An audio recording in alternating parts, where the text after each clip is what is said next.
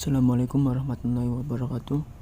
Kami dari kelompok 7 akan mempresentasikan hasil kerja kelompok kami, yaitu yang berjudul akuntansi Jaroh.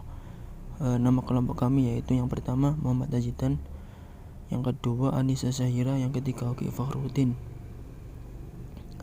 Pengertian ijaroh adalah transaksi sewa menyewa yang diperbolehkan oleh syariat Islam. Dikatakan pula bahwa akad ijaroh ini sebagai fasilitas transaksi perpindahan manfaat suatu barang atau jasa dengan balasan berupa sewa atau upah tanpa berpindahnya kepemilikan barang tersebut dalam periode atau jangka waktu tertentu.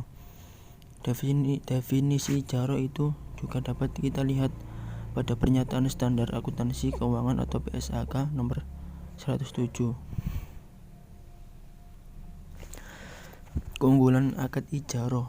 Yang pertama, transaksi menggunakan akad ini memiliki keunggulan tersendiri jika dibandingkan dengan akad lain, yaitu sebagai berikut.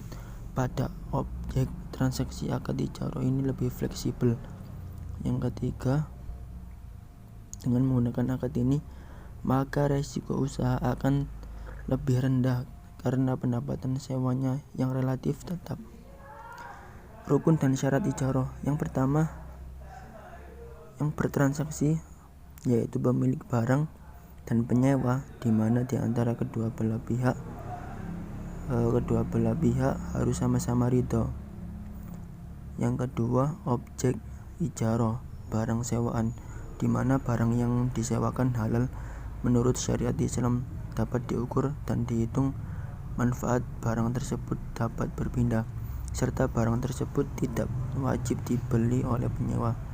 Yang keempat, manfaat sewa atau harga sewa ditetapkan pada saat akad. Yang keempat, akad yaitu ijab dan qabul dapat berupa ucapan atau perbuatan.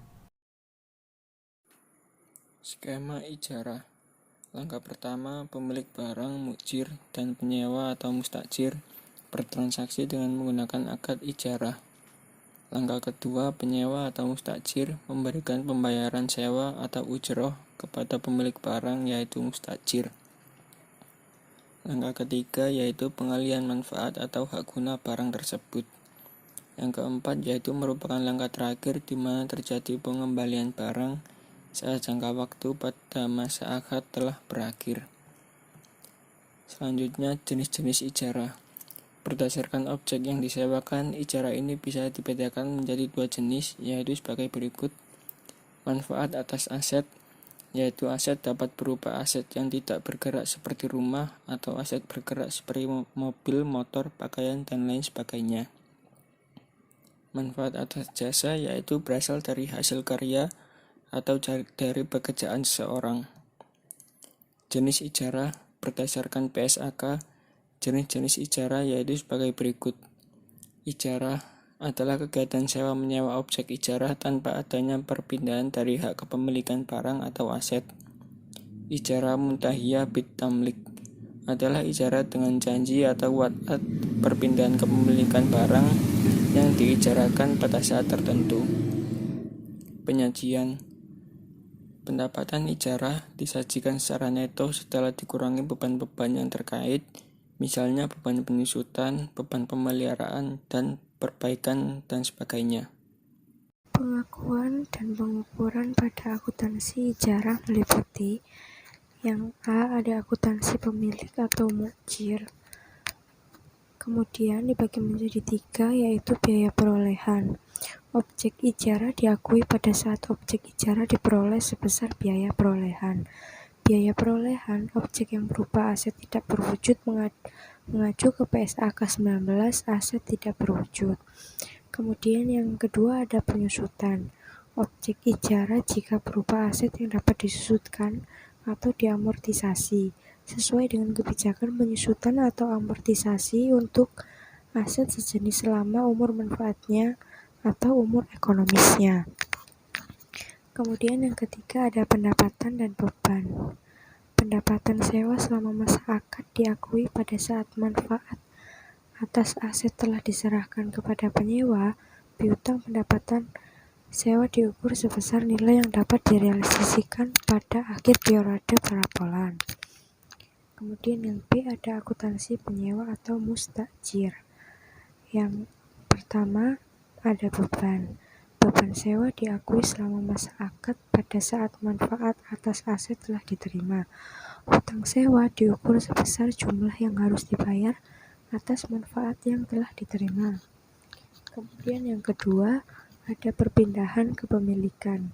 Pada saat perpindahan kepemilikan, objek ijarah dari pemilik kepada penyewa dalam ijarah muntahiyah bitamlik dengan cara hibah, maka penyewa mengakui aset dan keuntungan sebesar nilai wajar objek ijarah yang diterima.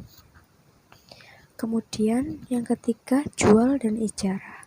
Transaksi jual dan ijarah harus merupakan transaksi yang terpisah dan tidak saling bergantung atau ta'aluq, sehingga harga jual harus dilakukan pada nilai wajar. Kemudian pengungkapan pemilik objek sewa. Yang pertama ada penjelasan umum isi akad yang signifikan atau keberadaan wa'ad, agunan, pembatasan. Yang kedua ada nilai perolehan dan akumulasi penyusutan untuk setiap kelompok aktiva ijarah. Yang ketiga ada keberadaan transaksi jual dan ijarah jika ada. Kemudian penyewa. Penjelasan umum isi akad yang signifikan atau total pembayaran, keberadaan wa'ad, agunan, dan pembatasan. Kemudian keberadaan transaksi jual dan ijarah dan keuntungan atau kerugian yang diakui itu jika ada. Yang terakhir ada berakhirnya akad ijarah. Menurut Harun 2001, akad ijarah dapat berakhir apabila telah terpenuhi beberapa ketentuan sebagai berikut. Yang pertama, objek hilang atau musnah seperti rumah terbakar atau baju yang dijahitkan hilang.